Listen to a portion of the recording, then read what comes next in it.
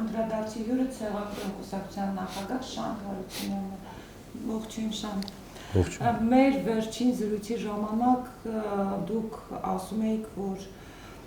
Նիկոլ Փաշինյանին ռուսները շուտով քաղաքականությունից կհեռացնեն, ընդհանուր միջև ֆիզիկապես։ Սակայն մենք լսեցինք, որ Վլադիմիր Պուտինը գովեց Նիկոլ Փաշինյանին, ասաց, որ նա քաջություն պահանջող եւ ճիշտ որոշումներ է ընդունել։ Ինչպես կմեկնաբանեք։ Հա, ես իմ ասածի դա հակասություն չկա, ես ասացի, որ իրանք հենց ամսի 9-ի 10-ի գիշերը կարող է ոչնչացնեն ֆիզիկապես Նիկոլին, այդ որ հարձակումներ եղավ կառավարության շենքում, բայց ասեցի չէ, քանի դեռ Միացյալ Նահանգներն ու Ֆրանսիան որպես Մինսկի խմբի համանախագահներ համաձայն չեն այդ կապիտուլյացիոն ակտի հետ, ռուսները կարծում եմ իրանց որոշումը փոխել են, հետաձգել են ընդամենը ու բանա պաշտպանում է, որպեսզի անշրջելի դարձնեն։ Ես այն ժամանակ էլ ասացի, որ իրան պահելու են այնքան, մինչև այս գործընթացը անշրջելի դարձնեն։ Իսկ դրանից հետո անպայման նրանք կուզի KGB-ն նրան սպանի, բայց դրա միակ շանսը չսպանվելու են, որ ինքը ճշմարտությունները պատմի։ Ես այն ասել եմ, նորից նույնը կրկնում եմ, իմ մտածելակերպից չեմ էլ ինչ-որ հրաժարվում։ Երբեմն թույլտվությամբ լնում է, օրինակ ես վերջերս ինձ ասում էին Շանթը ճիշտ է կանխատեսը բացի մի բանից, որ ասում է Շանթը ասում էր չի ստորագրի, բայց ստորագրեց, ես զարմանում եմ, որտեղ էլի լոգիկայի պրոբլեմ եմ տեսնում, դեպ ես ասել էի չի ստորագրի ու կռիվ կլինի, իսկ եթե ինքը ստորագրեր, հենա կռիվը չէր լինի, այսինքն ուզում ասեմ մարդիկ դաժե ճիշտ չեն հասկանում տարական բաները, որ ստիպված են հա մեկնաբանեն։ Շանթի ինչ խնդիր կա անշրջելիության, որովհետև անգամ հայաստանյան զինվորականները նույն Ռոբերտ Քոչարյանը այս պայն գնահատում են, որ Հայաստանը նորից պատերազմել այս պայն չի կարող, իսկ դրա միակ միջոցը անշրջելի դարձնելու պատերազմը։ Չէ, դա ասենք հերթական խաբեությունն է։ Իմիջիալոց ես մի բան եմ ուզում ասեմ։ Բիսմարկը, Պրուսիայի կանցլեր, Գերմանիայի կանցլեր Բիսմարկը մի հատ շատ հաջողված խոսք ունի, ասում է ընդհանրապես ասում է ստում են ընտրություններից առաջ, պատերազմի ժամանակ եւ որսորդությունից հետո, որսից հետո։ Հիմա այսօր կարելի է ասել մեր մոտ ոչ միայն այս 2 ամիսա ստի ու կեղծիքի մեջ ենք ապրում, 2-3 ամիսա ինչա սեպտեմբեր պատերազմը սկսելուց։ Պատերազմի ժամանակ որ ստում են դա բնական էր։ Հիմա էլ կարելի է ասել ընտրություններից առաջ է ու ընտրություններից առաջ եւ նկատի ունենք սպասվելիք եկող տարվա արտահերթ ընտրությունները եւ առաջիկա սպասվելիք ամիսների վարչապետի ընտրությունը, դա էլ եւս ընտրություն է։ Ու հիմա Հայաստանում կարելի ասել Բիսմարկի ասած այդ 3 դեպքերից 2-ը կատարվում է պատերազմի ժամանակ, հա, բացի որսորդությունը, այդ որսորդությունը եթե իրանց ծրագրով է թա որսորդները կեթան երբեմն Աֆրիկայում որսորդություն անելու։ Ուզում ասեմ, այդ դրա վախտը երևի էլի կգա ու անշրջելիության պահով եմ ասում, որ ասում են պատերազմով կարա լինի բան, այդքան էլ համաձայն չեմ, որովհետև դա մի տարբերակն է միայն, իսկ դա միակը չի։ Կա եւ երկրորդ տարբերակ, բայց այստեղ իրանք ամեն ինչ անում են այդ ուժերը, իշխանությունները եւ ընդդիմությունը 17 կուսակցությունը։ Իհարկե նորից ստելով խաբեությամբ ամեն ինչ անում են անշրջելի դարձնեն մի բան, որը փաստացի անշրջելի է դառնում։ Ու ես ստիպված պետք է լինեմ նորից խոսամ Լենին Քեմալի մասին, որը առարկայորեն հենց հիմա իրականացվում է։ Որպեսի մտքերս, ասենք օրինակները բերեմ այդ փաստարկը, Լենին Քեմալ պայմանագիրը որ կար 21 թվին կնքված, այնտեղ ոչ միայն կետ կա, որ Նախիջևանը պետք է Ադրբեջանին ենթարկվի, ոչ միայն կետ կա, որ Սուրմալուն Ղարսը Արդահանը պետք է Թուրքիային տրվի, այնտեղ կա նաև կից հավելված համաձայնություն, որ պետք է Ադրբեջանն ու Հայաստանը հայտարարություն անեն համատեղ, որ իրանք այլևս ոչ մի խնդրեմ չունեն։ Այսինքն Ղարաբաղի հարցը կոնկրետ կետով նշված չի մեջը, բայց կա անուղղակի նշվածություն, որովհետև բանակցությունները հոկտեմբերին Ղարսում որ տեղի ունեցան, մի 10 օր տապալվեցին թուրքերի պահանջով, մինչև որ Ադրբեջանը Ռուսաստանի կառավարության միջոցով Չիչերինը հայտնեց, որ Հայաստան եւ Ադրբեջանը այլևս որևէ քաղաքական եւ այլ տարաձայնություններ չունեն եւ բոլոր խնդիրները լուծում են համատեղ, այսինքն Ռուսաստանն էր հանդես գալիս։ Այս կետերը բոլորը գիտեն։ Հիմա ասեմ այլ Հիմա տխրահրճակ է 9-րդ կետը։ Չէ, հիմա թողեք ասեմ, այդ Լենին հիմա ամեն ինչը ինչ որ կա այդ համաձայնությունը, որը կապիտուլյացիոն են կոչում։ մեկին մեկ Լենին Քեմալ պայմանագրի իրականացումն է կատարվում այսօր։ Ու բերեմ օրինակ, այդ նույն պայմանագրում կա 11-րդ հոդվածն է, որքան հիշում եմ, հեսա նայեմ ասեմ, 11-րդ հոդվածը։ Տեսեք ինչ հատ է տալիս։ Ասում է պայմանավորվող կողմերը Թուրքիան ու Ռուսաստանը պարտավորվում են ամեն մեկ իր երկրում մյուս երկրի քաղաքացիների համար ապահովի ամեն լավագույն բարենպաստ պայմաններ, կեցության կամ ժամանակավոր կամ բան, փոխադարձ պարտավորություն են ստանձնում, որը ասում է չի տարածվում Ռուսաստանի դաշնակից պետության քաղաքացիների նկատմամբ։ Հիմա տեսեք, այսօր Ղարաբաղում Ալիևն ինչ է հայտարարում Ադրբեջանից, ասում է, որ եթե ուզում եք պաշտպանվածություն ունենաք, պետք է դառնաք Ադրբեջանի քաղաքացիներ, հայերին ասում։ Չնայած ասում եմ մենք տենց էլ ձեզ ընդունում ենք։ Հիմա տեսեք ինչ անում, եթե հայերը համաձայնվում են լինել Ադրբեջանի քաղաքացիներ, Ղարաբաղն էլ էս ծանր վիճակում է, այսինքն Հայաստանը ըստ էության կորստում է եւ տարածքային առումով է մեծ կորուստներ ունեցել եւ այդ մնացած տարածքի վերահսկողությունը Իրանից վերցվել է, ռուս-թուրք-ադրբեջանական վերահսկողություն ունի այնտեղ։ Ղարաբաղցիներին եք ասում։ Հա, հիմա ղարաբաղցիները որպեսի պաշտպանվածություն ունեն, այսինքն ամեն առիթով Ադրբեջանի ոստիկանությունը, դատախազությունը, չգիտեմ, ուժային կառույցները չգան մարդկանց տնից վերցնեն, տանեն, ասեն, բան ենք ուզում պարզենք, քո անձը դու տերորիստ ես, թե տերորիստ չես, չգիտեմ, թալանչի ես, թե թալանչի չես, որպեսի այդ չլինի, կամ պետքա դառնան Ադրբեջանի քաղաքացի անձնագրով, կամ որը կարծում եմ ռուսները կփորձեն, որը դառնան Ռուսաստանի քաղաքացի։ Ըստ այդ Լենին Քեմալ պայմանագրի, եթե բնակիչները ունենան Ռուսաստանի քաղաքացիություն, ըստ պայմանավորվածության, իրանք պաշտպանված կլինեն առավելագույն բարենպաստ պայմաններով կապրեն։ Այսինքն սա Լենին Քեմալի 11-րդ հոդվածը նոյեմբերի 9-ից սկսում է գործել։ Հաջորդը, հիմա տեսեք մի բան ասեմ, այսօր բոլորը խոսում են գերիների վերադարձի մասին, չէ՞։ Իսկ այդ նույն պայմանագրով 3 ամսվա տրված է 3 ամսվա ժամկետ գերիների վերադարձի համար 21 թվականի մասին է խոսքը։ Այսինքն, երբ որ Լավրովը ասում է ոչ մի պայմանավորվածությունների խախտում չկա ժամկետային առումով գերիների մասին, ինքը ճիշտ է ասում, մինչև փետրվարի 9-10 կամ 11-ը չգիտեմ, տեղավորվում է երամսյա ժամկետի մեջ գերիներին հանձնման առումով։ Այս առումով ես ուզում եմ հանրությանը տեղակ պահեմ, որ կարան իրանք մի ամիս հետո տան, 2 ամիս հետո տան, 3 ամիս հետո տան, մինչև փետրվարի 10-ը կիրառվելու է այդ գերիների հետ կապված հարցը։ Դրանից հետո նոր կարող է լինի պայմանավորվածության խախտում, որը ասենք ռուսները կարող է բողոքարկեն եւ այլ եւ այլ։ Սա ինչի եմ ասում, այսինքն Լենին Քեմալ պայմանագրի համար էր այս ամեն ինչը, Լենին Քեմալը վերահաստատելու համար էր, ու այս մասին ոչ մեկը չի խոսում, սկսած ասել եմ Լևոնից, Քոչյանից, Սերժից մինչև Նիկոլ, ոչ մեկը չի խոսում, ու այսօր Նիկոլին մեղադրող ընդդիմադիրները նույնպես չեն խոսում, Վազգեն Մանուկյանով հանդերձ։ Սա ես համարում եմ ոչ միայն մեծ կեղծիք ու խաբեություն, այլ ես ընդհանրապես մեր ժողովրդին կոչ եմ անում, որպեսզի ճիշտ ղեկավար ընտրեն, մենք չունենք հնարավորություն, ասենք, խոստում տվողից իմանանք, հենա Նիկոլի դեպքը ապացույց, որ 70-80%-ը իրան հավատալով գնաց։ Ու այսօր դժվար է, դրա համար ես մի լակմուսի թուղթի պես մի չափորոշիչ եմ առաջարկում, տեսեք ով է ազնիվ։ Հիմա հաջորդ հարցը, կասեն, բա մենք ո՞նց իմանանք ով է ազնիվ, ես ասում եմ, ազնիվ է միայն այն մարդը, ազնիվ կարա լինի այն մարդը, ով որ խոսում է, որ Լենին Քեմալ պայմանագիրը առ այսօր կիրառվում է։ Բայց տեսեք, բոլորը շրջանցում են Լենին Քեմալը, հիմա գամ մի քիչ ավելի հնուց սկսեմ, հա, հետարքիրը որն է, հաղթանակին բոլորը տեր էին կանգնում նախորդ մեր առաջին 90-ականների պատերազմին։ Հիմա բոլորը փախտում են, մեկը մյուսին է մեղադրում, բայց մեմն էլի ճշմարտությունը չեն ասում։ Ուրեմն երբ որ սառը պատերազմ էր ընթանում, սա է գեոպոլիտիկայի մասով է, որ գտնում եմ անհրաժեշտ ասելու։ Երբ որ սառը պատերազմ էր ընթանում եւ սովետի փլուզման խնդիրն էր կիրառում արևմուտքը, այդ ժամանակ Ռուսաստանը, սովետական իմպերիան հին փորձ ունենալով ցարական իշխանության, փորձում էր ազգամիջյան թշնամանք հրահրել, որպեսզի անկախության համար պայքարը 15 հանրապետությունների, ասենք, վերահսկելի դարձնի, քաոտիկ սարքի եւ Մոսկվայի կարիքը ունենան հանրապետությունները, չուզենան անկախանալ, ու այդ process-ում արևմուտքը չխոչընդոտեց,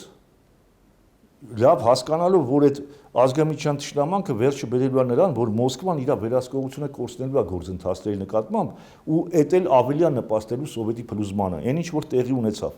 Ու ես ասեմ, հայերը, որ սկսեցին Ղարաբաղյան շարժումը, հետագայում այդ հաղթանակը լինելով հայ ասենք հայրենասերների,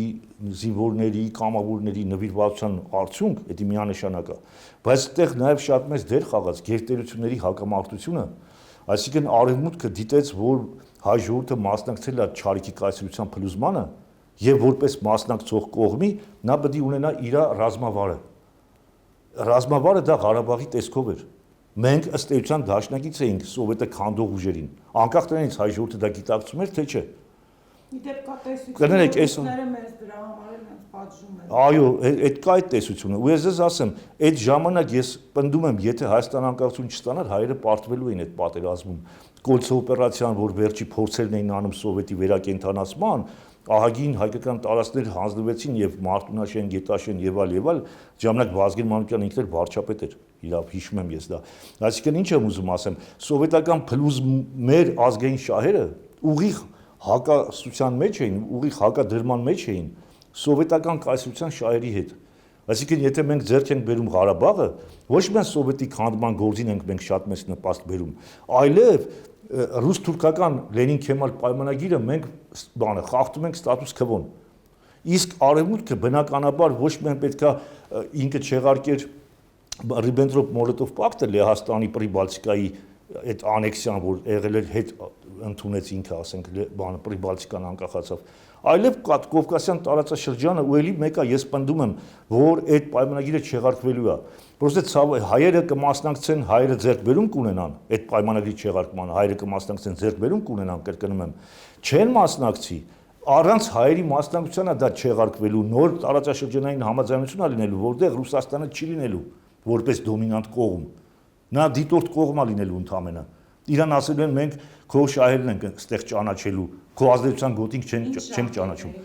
Ու սա ես ասում եմ կարա ամիսների մեջ լինի, ու ես ձեզ մի ուրիշ բան էլ ասեմ։ Այս հիմա դրա համար Ռուսաստանը ինչ արեց։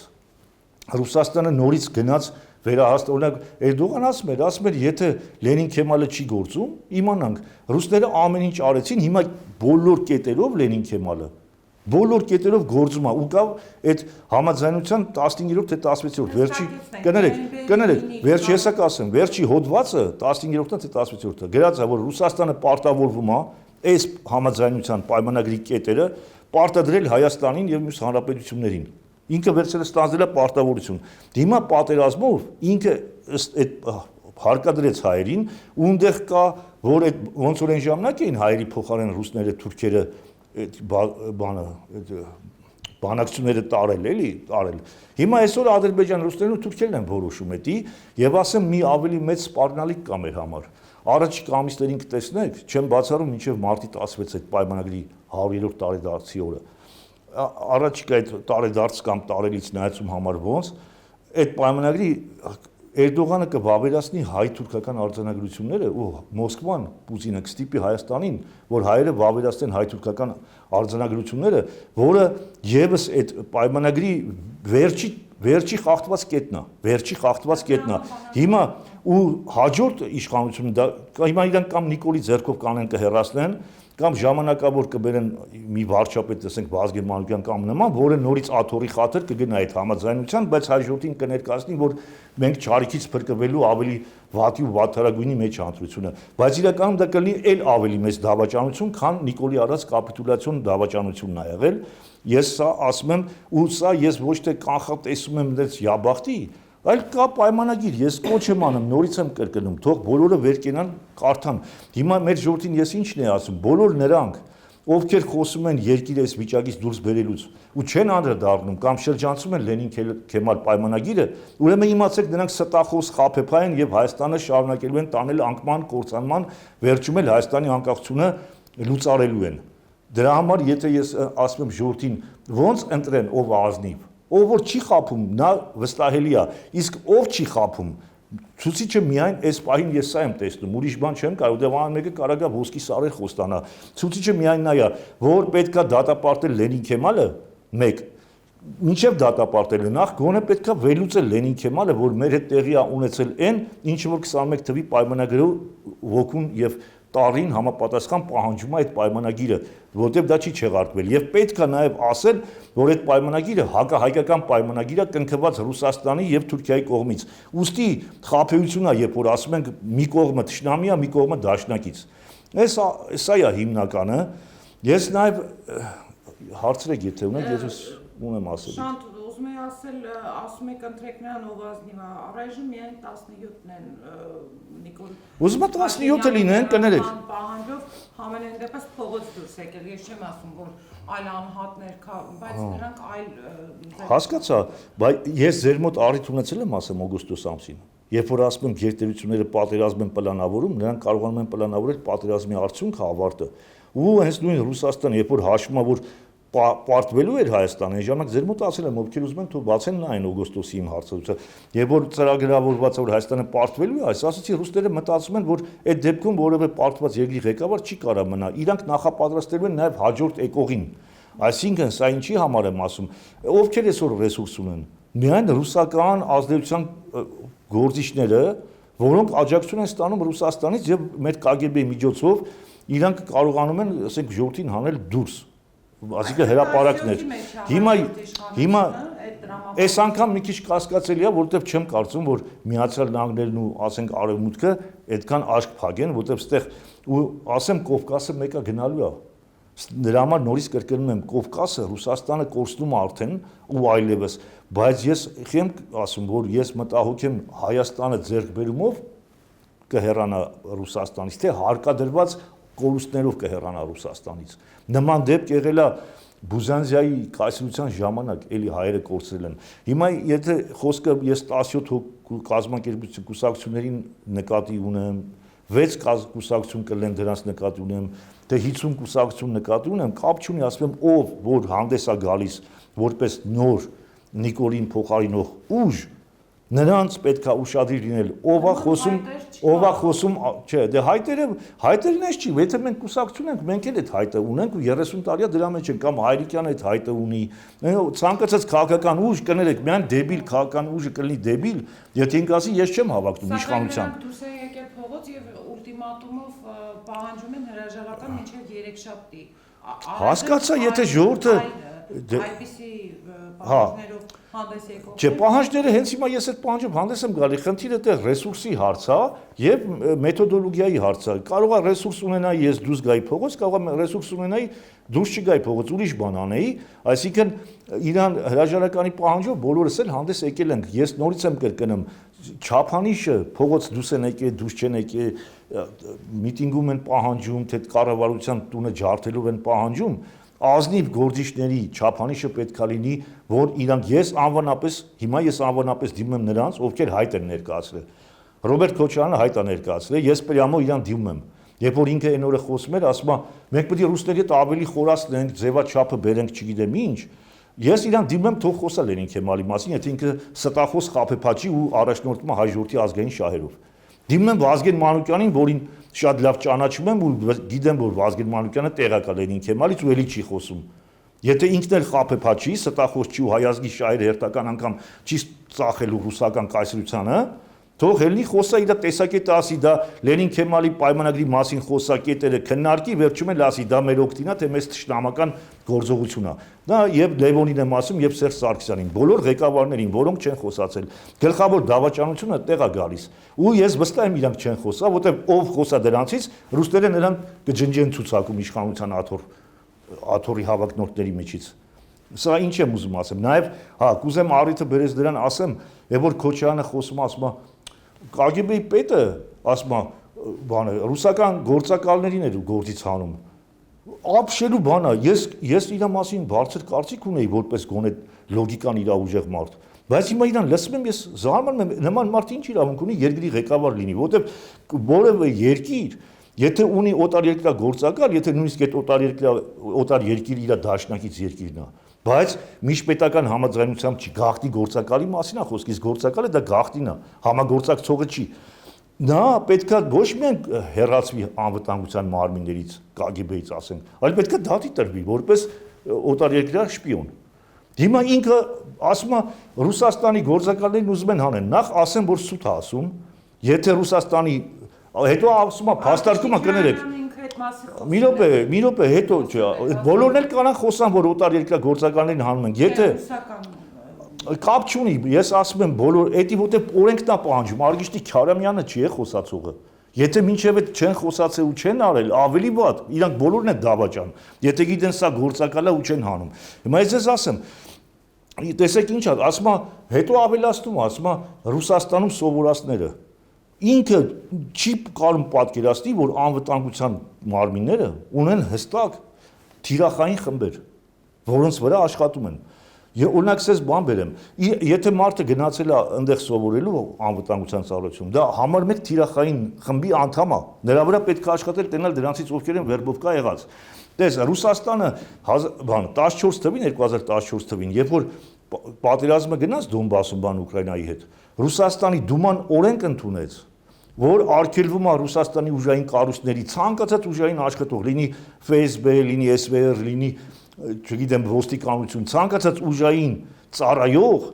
օրենք ընդունեց, որ արգելվում է նույնիսկ 5 օրյա, 10 օրյա արձակուրդը արևմտյան երկրներում գնալ ապրել։ Ու հիմնավորում էին, ասում են կարող է հյուրանոցում իրանց վերբով կանեն, կարող է իրանց բանը կոմպրոմատ վերցնեն, կարող է իրանց սպանեն, գողանան եւ այլ։ Այսինքն դաժե 5-10 օրվա տուրիստ նրանք արգելեցին։ Ոնց կարող է տարիներով գնա մի ուրիշ երկրում հատուկ ծառայությունը սովորողելի ու նա թիրախային խմբում չհամարվի։ Դա ում պետք է, կարող է Երևանում ապրողի վրա սկսեն աշխատել, ասել դու գործակալ ես։ Առաջի թիրախային, իսկ դա գիտության նշանակ կամ միտումնավոր խաբեության նշանակ։ Հաջորդը, կներեք, հաջորդը ասում է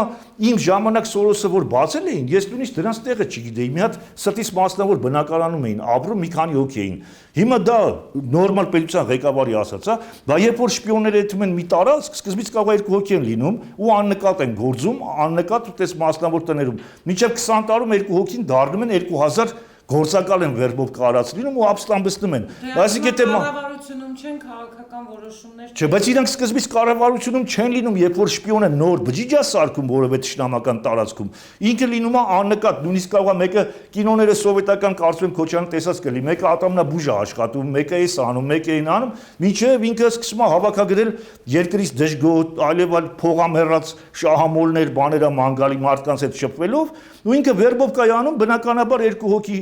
Սորոսի ագենտը 20 տարի հետո կարող է լինի 2000 հոգի։ Հիմա ինքը դա որպես բերում է ինչ։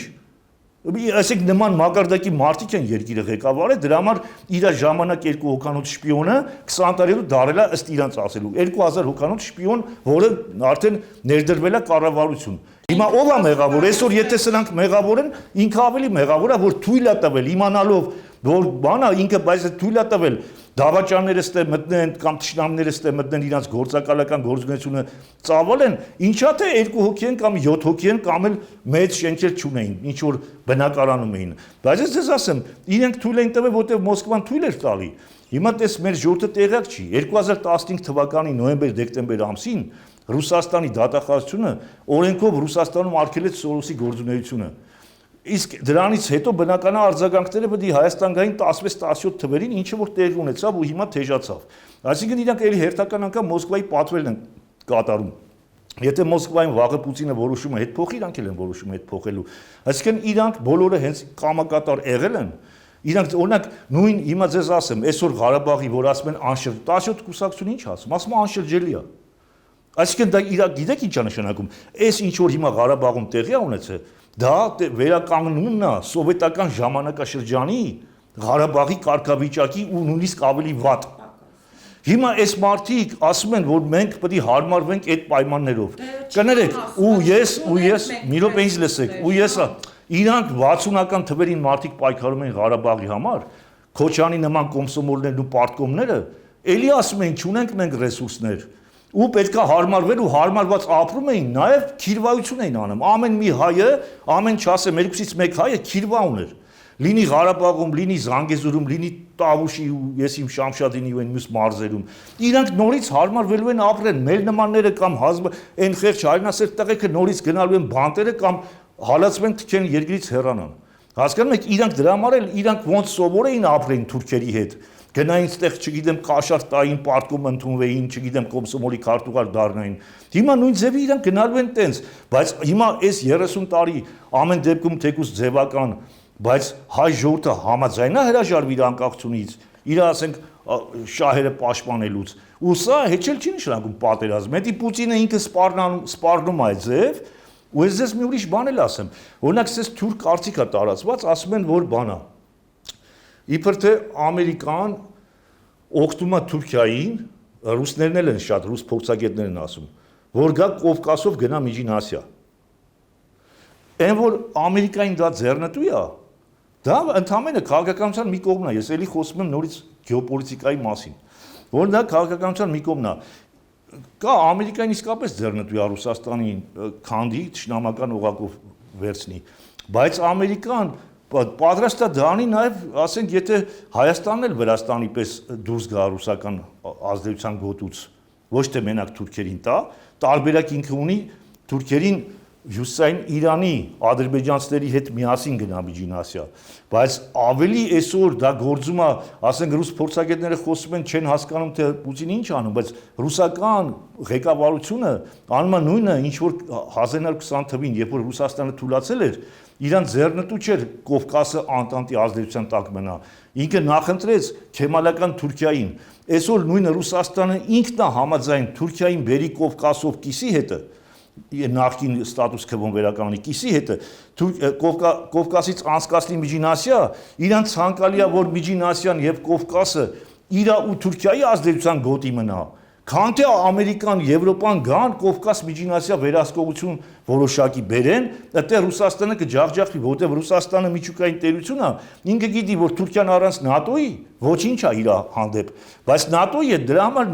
նախընտրում է, հայերն էլ չեն հասկանում, գիտեն թե ռուսին ձեռնտու չի, բայց իրականում Ռուսաստանին ավելի շատ է ձեռնտու, որ իր պարտներ գործընկերը լինի ոչ թե Միացյալ Նահանգներն ու Ֆրանսիան, Գերմանիան ստեղ, այլ իրան ձեռնտու է Թուրքիան, դրա համար էլ ինքը իր գործակալների միջոցով հաջորդի մեջ տարածում է, իմիջիալոց ասեմ, եթե Բագրատյանը ու բոլորը որ կրկնում են մեր ընտրությունը Վազգեն Մանուկյանը կրկնում են Ռուսաստանի եւ Թուրքիայի մեջ է, դա հատուկ թխված գործակալը ՖՍԲ-ի կաբինետներում թխված ծրագիր է, ես չգիտեմ իրանք դա գիտակցորեն են անում, թե անգիտակցորեն, դա ռուսական սցենար է, որ մեզ դնում են այլընտրանքը վատի ու վատթարագույնի միջև համոզված որ մենք կընտրենք Ռուսաստանը, բայց այս անգամ ընտրենք Ռուսաստանը, ընտրենք Թուրքիան, որն էլ ընտրենք, մեր աղետը դեր մեր արժևում է, եթե մենք չփորձենք այդ փակ շղթայից Լենին Քեմալ պայմանագրից չփորձենք դուրս գալու քայլեր անել, իսկ այդ դուրս գալու քայլերը, այո, հղի է նաև պատերազմական գործողություններով դա Ռուսաստանը կհրահրի, բայց նաև կա դրա խաղաղ ճանապարհը, որը պետքա փորձել ըստ այն լուֆտի, որ առաջանում է գերտերությունների փոխհարաբերությունների մեջ լուֆտ առաջանում, այդ լուֆտը, որ մենք կարողանանք օգտագործենք, կարելի է այդ շղթայից դուրս գալ։ Հիմա նաև մեկ ուրիշ բան էլ ասեմ, այս վերջերս շատ են խոսում, այն օրն էլ Վազգեն Մանուկյանը ասեց, ասում է Նիկոլ Փաշինյանը, ասում է հարաբերությունները փչացրել է,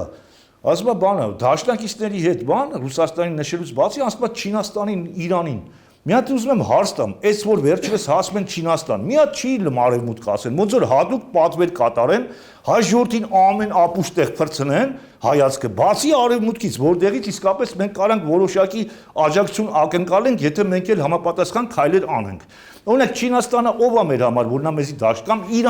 Իրանը երբևէ մեզ ոնց կարա դաշնակից լինի։ Կներեք Իրանը մի հատ իզ լսեք, տոլաբետ իրանց թվում է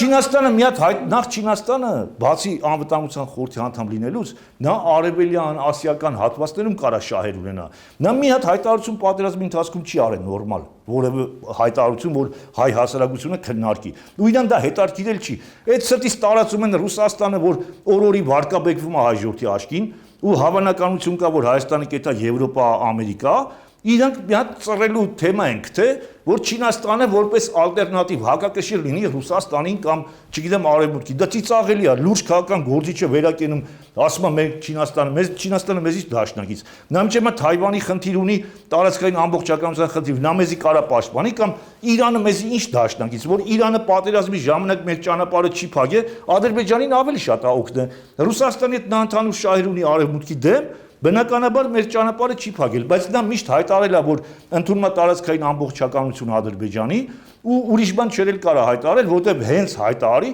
այնտեղ ադրբեջանցիները կլեն իրանք էլ ինքնորոշման խնդիր կդնեն։ Հեսա կն ներքին խնդիրներին 17-ը ուլտիմատում է վերջնագիր է ներկայացրել Նիկոլ Փաշինյանին հեռանալու։ Նիկոլ Փաշինյանը չի հայտարարել է, որ չի հեռանա, ինչով կավարտվի այս ամենը կոնկրետ երեքշաբթի։ Չէ, այդ որ երեքշաբթի ես չգիտեմ ինչ։ Կներեք, ես ես ասեմ, Նիկոլ Փաշինյանը միանշանակ հեռանալու է, ու հեռանալու է այն ժամանակ, երբ որ Մոսկվան որոշումը կկայացնի։ Իսկ երեքշաբթի ման իսկ քիչ հայտարարում։ Եվ հա, նաև մի բան կուզեի ասեմ, ասում եմ Ռուսաստանի հետ հարաբերությունները փչացրել է։ Տեսեք, մի հատ օրինակ եմ բերում։ Այստեղ ինչ էին ասում են բանը սորոսականների պատճառով փչացրեց, LGBT-ին պաշտպանելու պահով փչացրեց։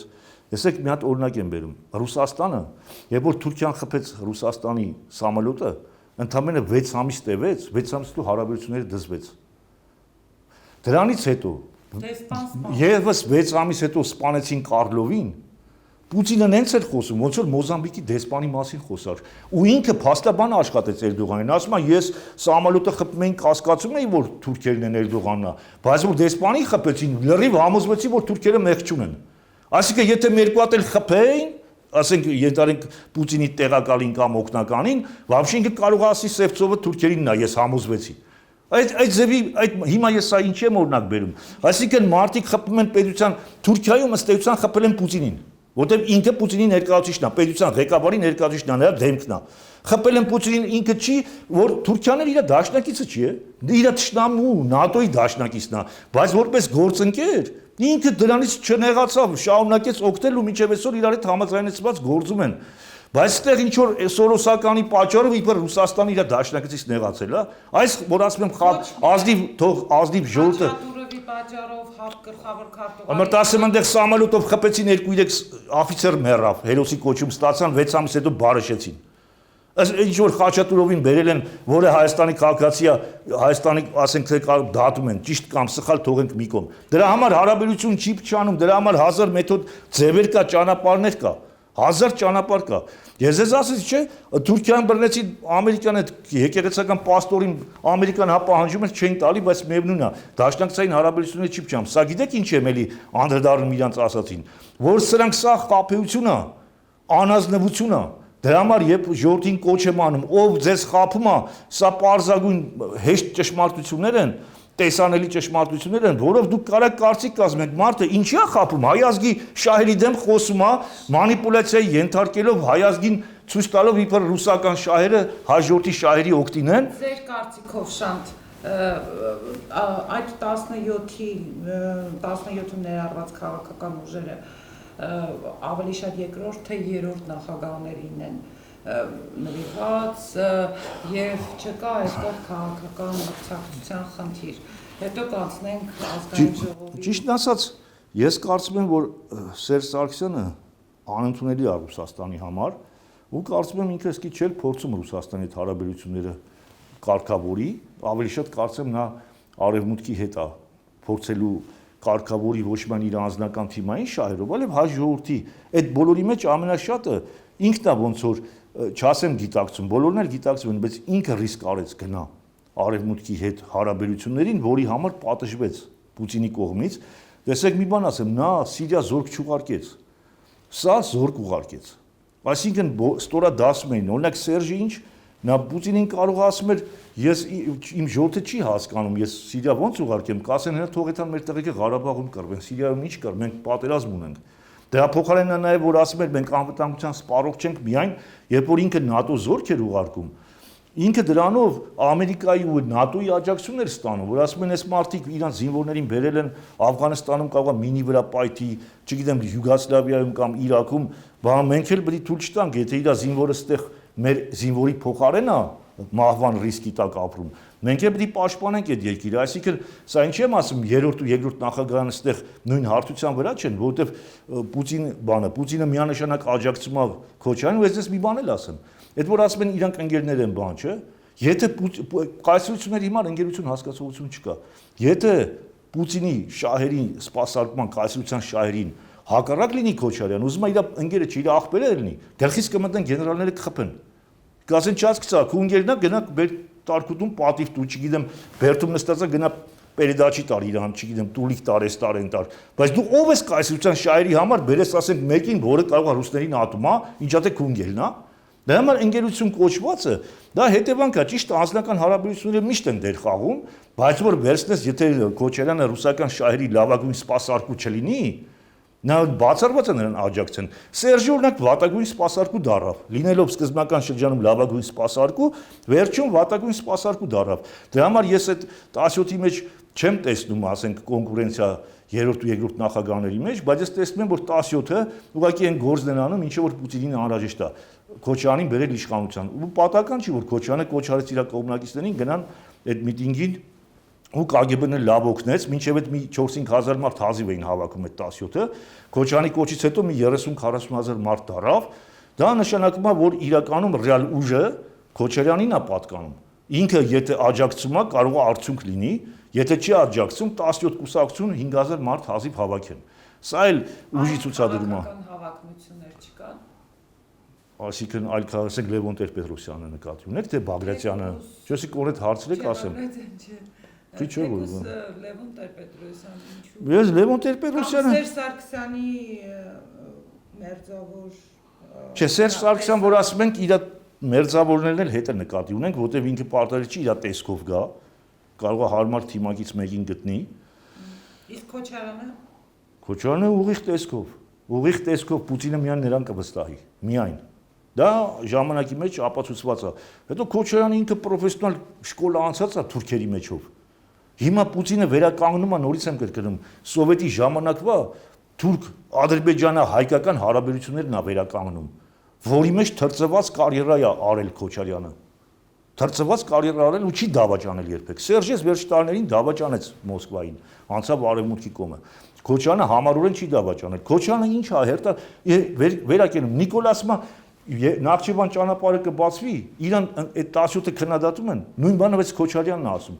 Ասում է, որ բան է, Ռուսաստանը մեծ շուկա է։ Դե մեծ Թուրքիան էլ է մեծ շուկա, այդքան հիմա Թուրքիա եթե դաշինք կնքենք, եթե դե գլխավորը շուկան է։ Պետություն սրանք չեն հասկանում։ Ես առաջ կարծում եմ, թե Քոչարյանը պետությունից լավ հասկանում է։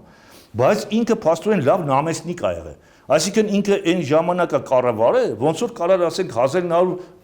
1958 թվին կառավարել որևէ Հայաստանի առաջին ռայկոմի քարտուղար։ Այսինքն սովետական, ռուսական կառավարման մեխանիզմը աշխատում է, ինքը ուղղակի համակարգում է, այդքան բան, բայց փաստորեն պետությունը, որը չի, ասենք պետությունը առաջնային, որ օրինակ երբ որ ասում էր մեր բանակը պետքա վերազինենք ռուսների օգնությամբ, դա մտնում է պետության անհրաժեշտությունների մեջ։ Շուկան էլ է մտնում, բայց երրորդական, չորրորդական անվտանգությունն է կարևոր, առաջնահերթ։ Բայց ես ձեզ ասեմ, սաղ աշխարհը գիտի, ռուս փորձագետներն չեն թաքցնում։ Օրինակ Սիմեոն Բաղդասարովը մի անգամ ասեց 8-ից 10 անգամ գերազանցում է ՆԱՏՕ-ի ռազմական սովորական սպառազինությունը, միջուկայինը չհաշվենք, ռուսական սպառազինությանը։ Հիմա եթե դուք ասում եք, որ մեր բանակը պետք է վերականգնենք, հիմա դուք ինչ եք Աբրամս տանկերը թողած կամ Լեոպոլդ տանկերը, չգիտեմ, աշխարհի կամ իսրայելական տանկերը, դրանք 1000 գլուխ բարձր են ռուսական տանկերից, ինչ եք գնում հետամնաց բանակ ձևավորում։ Եթե հարցը գալիս է, դա է անհրաժեշտությունը դրդվում, գլխավոր պայմանագիրը Լենին Քեմալը իրանք անտեսում են, որի արդյունքն է, որի մեր երեխեքի զոհերը այդքան զոհերը, այն Լենին Քեմալի արդյունքով է։ Նրանք սաղ թողում են մի կողմ, երկրորդական, երրորդական հարցեր են առաջ քաշում։ Նորից եմ կրկնում, սպառազինությունը ՆԱՏՕ-ին ավելի բարձր է, ու ես ասեմ, Իրաք մտել է ամերիկյան զորքը, ՆԱՏՕ-ական զորքը,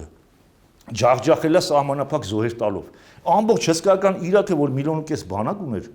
այդ 1.5 միլիոն բանակին ջարդեցին, որը մենակ Թուրքիային կարած կրել է Սադամ Հուսեյնը։ Այս երկրորդ պատերազմում մտան 1800 քանի զոհ տվեցին ամբողջ Իրաքը գրավելուց, եւս մի 2000 զոհ տվեցին տերորիստների դեմ տեղական պայքարի մեջ։ Այսինքն 5000 զոհ չտվեցին։ Նույնը Աֆղանստանում ՆԱՏՕ-ական զորքը մտավ ջարդեց։ Էլ Յուգոսլավիայում ՆԱՏՕ-ական զորքը մտավ ջարդեց։ Դե մտել է ցույց տվեք ռուսական զենքը որտեղ է կարել։ Զենքի մասն եք խոսում։ Նիկոլ Փաշինյանը ասաց, որ այս պարտությունը մեկ կանոն ունի կոռուպցիա, փողեր, որ գնացել են Շվեյցարիա։ Այո, էթիկա եւ այլն։ Կարող է ես որ չէր նոյեմբերի 9-ին համաձայն եք դրա հետ։ Ես ասեմ, այն որ կոռուպցիա եղել 30 տարի, դա ես չի որ պետք է ասեմ։ Սա ազգս էս յախեր թափ տալի, դրա համար 90%-ով գնացին այդ ապուշին ընտրելու։ Դրա մասին խոսք չկա։ Բայց նաև կա մտածելակերպի խնդրեմը։ որը ես առիթ եմ ունեցել ասեմ, որպեսզի հասկանալի պատկերավոր մի հատ օրինակ բերեմ, որ դիտողը հասկանա ինչի մասին է խոսքը։ Ուրեմն առաջի համաշխարհային պատերազմից հետո էլ Ռուսաստանի քաղաքացիական պատերազմում Բուջոնին որոշիլովը համարվում էին լավագույն հեծելազորային դիվիզիաների հրամանատարներ։ Հեծելազորի հրամանատարներ էին, էլ այդ մարշալներ էին դրանք։ Երկրորդ համաշխարհային պատերազմը, որ սկսվեց, սրանք մի երկու հատ տարան, մի երկու հեծելազորային դիվիզիա կործանեցին Գուդերյանի տանկերի դեմը։ Նոր սովետը որոշում կայացրեց, որ այլևս լուծարվում են հեծելազորային զորագնդերը։ Հիմա ես սա ինչի համար եմ ասում, 20 տարի է, արդեն Գերմանիան, Ֆրանսիայում Դգոլն էր առաջարկում, Սովետում Տուխաչևսկին էր առաջարկում տանկային մոտորիզացված դիվիզիաների ձևավորումը, արդեն աշխարհը 20 տարի գնացել էր դրան, Գերմանիան արդեն սկսել էր Եվրոպան 39 թվից գրավել իր Գուդերյանի այդ բլիցկրիգներով, Ֆրանսիան 30 քանի օր դիմացավ, Լեհաստանը 30 օր դիմացավ, ու սաղ աշխարհը տեսնում էր ինչ է կատարվում։ Սրանք էլ սովետի ապուշի պես հեծելազորային դիվիզիաներ էին հանում, տանկային դիվիզիան, մինչև չոչնչացրին, չլուծարվեց։ Սա մտածելակերպի հետադիմական մտածելակերպի մասին է։ Այսինքն ուզեմ ասեմ, բացի կոռուպցիան, մեր ժողովրդի մտածելակերպը նորարարական չի, ստեղծագործական չի, իմպրովիզացիոն չի, այսինքն հետամնաց մակարդակի վրա են մեր գեներալները կլինեն, ով կլինի, այսօր նայում ես Սիրիայում, նայում ես սաղ դրոններով կռիվ են անում։ Ամերիկան նենց ոչնչացրեց ռուսական բանակի Վագներին դրոններով, Թուրքիան դիմադրեց նույնը, ու սրանք ոչինչ չարեցին։ Այսինքն եթե սրանց բերես, ես մի օր մի հարցազրույցում Անժելայի մոտ ասեցի, իմ ասում զենք եմ առել, կարող է վաղը 10 միլիոն ատրճանակ առնես, տանես Ղարաբաղ, ասես զենք եմ բերել։ Դա համապատասխան ձևի լինի դա։ Մեկ այլ բան էլ էր ասում Նիկոլ Փաշինյանը, որ 5+2 պարզվում է բոլորը համաձայն էին տարածքների վերադարձին, համաձայն էին տայիկ, ասաց նա։ Ոնց համաձայն էին տայիկ։ Էդի տվողը բանը, երկրի ղեկավարն է ինչ պիտի տար։ Այն որ նրանք բոլորը նստած աչոք են հավքում իր վրա, թե համաձայն են։ Բոլորը, թող խոսային վախտին։ Թող ասեին, որ մենք պարտվում ենք, թող խոսային, բայց մյուս կողմից էլ ինքը որ ասում էր կարող է պարտվենք, բռնեմ տանում էին, հալածում էին։ Հիմա ինքը ո՞վ վրա է գցում։ Իրանք երկուսը առիթ եմ ունեցել, կարծեմ ես ձեր մոտ, ասեմ որ KGB-ն գործում է աչ ու ձախ ձեռքերը օգտագործելով։ Ամեն մի ձեռքը գիտի ինքն է գլխավոր ֆիգուրան, այն մյուսը ինքը, բայց իրականում իրանք անում են նույն գործը երկու ձեռքով։ Հիմա դրա համար ինչ ինքը արել է, նպաստել է բանին։ Այն ընդդիմության այդ օբշի ռուսական սցենարին ինչ որ ընդդիմությունն արել է նպաստել է նույն սցենարին, այսինքն իրանք իրար կարան մեղադրեն, բայց գլխավոր խնդիրը պետք է լուծեն, թեկուզ մեղադրելով, ժողովրդի համար շոու սարքելով, իրար դավաճան փնտրելով, որպեսզի գլխավոր դավաճանին դաշնակցին չտեսնենք։ Սա է ամբողջը։ Դրա մասին ինչ խոսանք։ Ռուսաստանը ընկեր, Ռուսաստանի դաշինք չունենային, կասեի թշնամին է մեր, ոնց որ Թուրքն ու Ադրբեջանը մեզ թշնամի են։ Չնայած ես չեմ բացառում, ռուսը վաղը նորից բերելու Ադրբեջանին սարքի եղբայրական Ադրբեջան ու Քոչյանի նմանները նորից ընդունելու են, որ դա իրանց եղբայրական Ադրբեջանն հետո են Բաքու հանձնարարություններ ստանան, ոնց որ սովետի վաղտ էին հետում ստանում, որտեղ իրանք ասում են, անշրջելի է կապիտուլյացիան։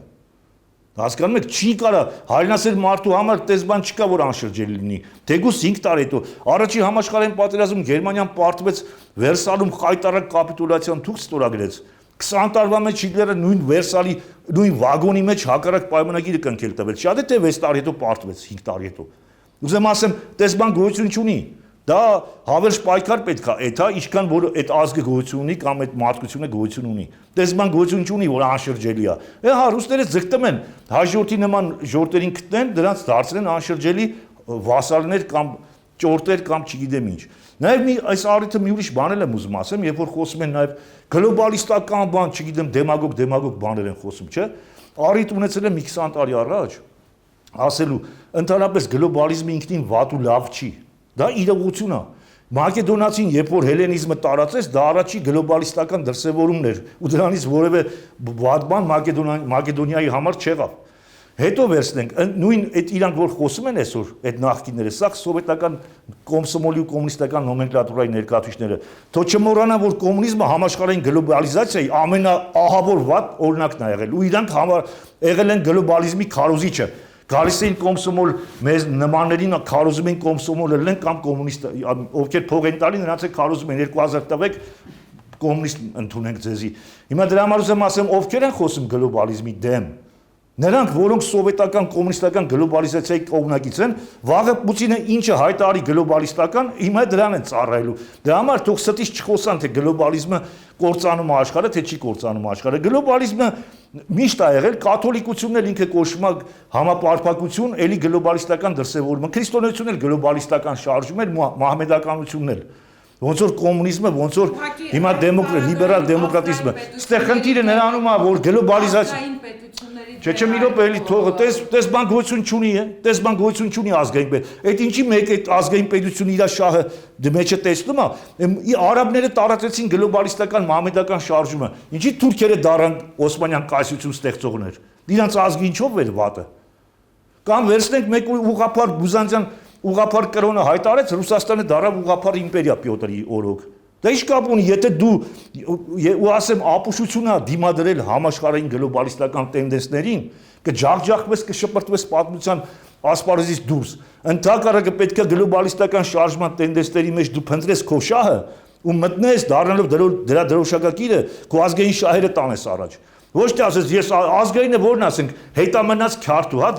բանը ձիարշավ, ասենք ռուսները հեծելազորով էին, մենք էլ ասենք նետո աղեղով պետք է կռվենք, որ մեր ազգային ոգին Հայկ Նահապետի մեր մեջ դրսևորենք, տանկերի դեմ, սամալյոտների դեմ, հելնենք Հայկ Նահապետի նետո աղեղի մասին խոսանք, ասենք մեր ազգային ոգին է, հա։ Ինչ աշխարհը գնում է առաջ, ընկեր, այդ առաջ ընթացների մեջ մենք պետք է փորձենք այդ գլոբալիզմ, ամբողջ գլոբալիզմը եղել մարդկային պատմությունը։ Քրիստոնեությունը, հելենիզմը, հռոմեական բանը, իրավունքի, հռոմեական կայսրության մշակույթը, եկել է մահմեդականությունը, հետո եկել է կաթոլիկությունը դրանից հետո կաթոլիկները գնացին աշխարհ էին նվաճում իրանց արշավանքներով։ Շանթ, ասացիք, որ KGB-ում աջ ձեռքը չգիտի, թե ինչ է անում ձախը եւ աչն ու աչ առանձին եւ ձախ առանձին համարում է, որ ինքն է ամենագլխավոր գործը։ Հիմա ազգային ժողովում անդիմություններից լուսավոր Հայաստանը դեմ է 17-ի առաջարկած անցումային վարչապետին, ԲՀԿ-ն մենակ ինքը այդ հարցը չի կարող լուծել միայնակ, ինչ եք այս ինչ հանգուցալուծում եք տեսնում նաև իրավական առումով։ Հանգուցալուծումը նորից եմ կրկնում, նախ դա ինձ դե քիչ հայտարարում, ասեմ ինչի։ Եթե արևմուտքը չխառնվի, հանգուցալուծումը միանշանակ Պուտինը տալու է, հիմա 6 ամսից մի տարվա ընթացքում կլի թե ինչ Քոչարյանին բերելով իշխանության, բայց ես հուսով եմ ու համոզված եմ, որ արևմուտքը թույլ չի տալու դա, որտեվ եթե թույլ տա, նշանակում ավելի մեծ աղետ է Հայաստանին սպասվում։ Եթե հանկարծ Ռուսաստանը կարողացավ նորից իր դրածոյին բերել իշխանության։ Ու նաև մի բան այս խոսակցությունից ելնելով ասեմ, ինձ ժամանակին շատերը մեղադրում են, թե Քոչարյանին եմ պաշտպանում, երբ որ ասում են ուզում եմ իր խափանման միջոցը փոխվի, ես ասեմ, ես փոքրուկի մարդ չեմ եղել, ոչ էլ հիշաչար։ Գուցե մարդիկ կան արդարացիորեն հիշաչար են, փոքրուկի չեմ կարծում դա արդարացի լինի, բայց հիշաչար կարող ասենք, եթե մեկին իր ախրանիկը սպանել է, նրա հարազատները կարան հիշաչարություն ունենան։ Հիմա իմ բախտը բերել է ինձ իմ հարազատներից ասենք չեն սպանել, ասենք ես հիշաչարություն չունեմ։ Ու դրա համար ես միշտ ասել եմ, ընդհանրապես լինի Քոչարյանը, թե ուրիշ մեկը, ես չեմ ուզենա, որ նա բանտում գտնվի։ Ես խոսել եմ այդ կոնտեքստում, որ ես իրան ասում եմ, որ չեմ ուզում ինքը բանտում լինի, թող դրսից էթա գա։ Բայց եթե ինքը արդեն դուրսն է, ինքը իմ քաղաքական հակառակորդն է, ու այն ժամանակ էլ է եղել։ Իր շրջապատից մարդիկ են ինձ հանդիպում, որ ասում են, բա պաշտպանում ես, ասում եմ, չի ախպեր, ես իր ասում եմ, թող խափանման միջոցը փոխվի, բայց ինքը հենց քաղաքական գործունեության մեջ դաշտ մտնի։ Ինքը լինելու է նորից իմ հակառակորդը, ոնց որ Սերժը, ոնց որ Նիկոլը, ոնց որ Լևոն, իրանք ռուսական դրածոներ են իմ համար, իմ սաղ կյանքը դեռ սովետի տարիքից սկսած եղել է ռուսական դրածոների դեմ հանուն Հայաստանի անկախության եւ ազգային շահերի։ Այս առումով հիմա ինքը արդեն վաղուց է հայտ ներկայացրել, բայց այն վաղ ձերբակալում էին, հիմա դուրսնա չեմ կարծում, որ կձերբակալեն, բա բնականաբար ես նաև իրան պետքա քննադատեմ։ Հիմա ինչի համար դա ասեցի, դուք ասիք ինչ կստացվի, ասեմ, եթե թույլ տան արևմուտքը, Ռուսաստանը բերիլվա Քոչարյանին իշխանության, ու ես ինչքան կարամ պայքարելու եմ այդ ռուսական դրածոների դեմ, անկախ անձից, լինի Քոչարյանը, Սերժը, Նիկոլը, թե Լևոնը, թե մեկ ուրիշը։ Ձգտելու եմ ես նացիոնալիստական ուժերը, որ գան։ Հիմա ինչքան է մեր ռեսուրսը, դա այլ հարց է։ Բայց կարող է շահերի համընկնում տեղի ունենա, ոնց որ ժամանակին օրինակ ինձ ես էդի վաղուց եմ այդ տարբերակը մտածել, ասենք, դա տեսել եմ օրինակ, որ երբ որ Չերչիլի պես հակակոմունիստը Գերմանիայի Հիտլերյան Գերմանիայի դեմ ընտրեց իր ողերին թշնամի սովետական միությանը։ Նույն թվում եւ Միացյալ Նահանգները իրաց թշնամի սովետն է Ստալինն էլ գնաց դրան։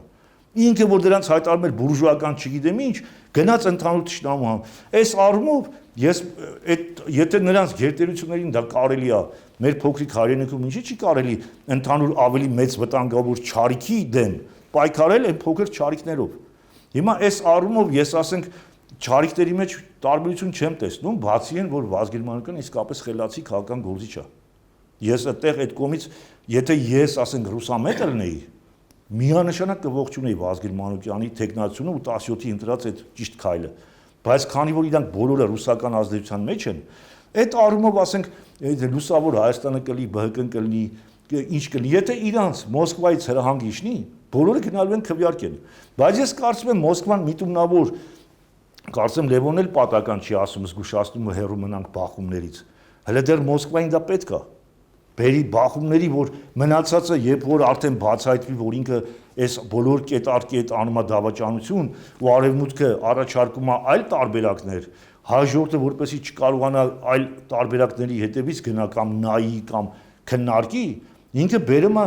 ներքաղաքական բախման վտանգ կարա լինի, դրա համար ասենք ես այսօր չեմ կարևորում այնտեղ ով օգտին կքվեարկի թե չէ, դեռ խնդիրները շատ է, ու ձեզ մի օրինակ էլ բերեմ, որը չեմ բացառում։ Այսօր երբ որ ասում են Թուրքիան զորքերը բերել է, չէ, բերել է Իգդիր, ասենք Սյունիքի սպառնալիք կա, բան, դա Մոսկվայի հրահանգն է, որտեվ երբ որ 20 թվին Թուրքերը Ղարաբեքիրի զորքերը նայեք, Ղարաբեքիրի զորքերը երբ որ եկան Ալեքսանդրապոլի խայտարակ պայմանագիրը կնքել տվեցին, Ղարաբեքիրի զորքերի Ալեքսանդրապոլից Լեննականից պետք է դուրս գային։ Իրանք դուրս չեկան, որտեղ Փետրվարյան ապստամբություն եղավ բան, ես երեգել եմ նայել, ուրեմն 21 թվականի ապրիլի 6-ին Չիչերինը հեռագիր է տալի Թուրքիայի բանի ղեկավարությանը։ Ասում է արդեն դաշնակցական ապստամբությունը պարտվել է, ժամանակն է որ դուք դուրս գաք մեր պայմանավորված բանից, տարածքներից։ Հիմա սա ինչ է ինձ հուշում։ Քանի ռուսները դեռ վստահ չեն, իրանց դրածոյին կստացվի կերցնել հայ ժողովրդին, դրածոյին դնել։ Սրանք Թուրքիայի հետ թողել են Թուրքիայի սպառնալիքը ընդհանուր Սյունիքի վրա, լավ իմանալով որ այսօր ընդեր Նեժդեհ չկա։ Սպառնալիքը կա նաև այս կողմերից ասենք թուրքական, մինչև վերջնական իրանք ընդունել տան սաղ այդ ստոր Լենին-Քեմալ համաձայնությունը, ներքին բոլոր դիմադրության օջախները ջախջախեն, նոր այդ ժամանակ կասեն զորքերը հետ քաշեք, որ բանա արդեն ինչ որ պետք է արվել է, ոնց որ այն ժամանակ ասին, արդեն ազգային հայրենասեր ուժերին ջախջախել ենք, հազարավոր սպաներին աքսորել ենք ռազան ու չգիտեմ որտեղ,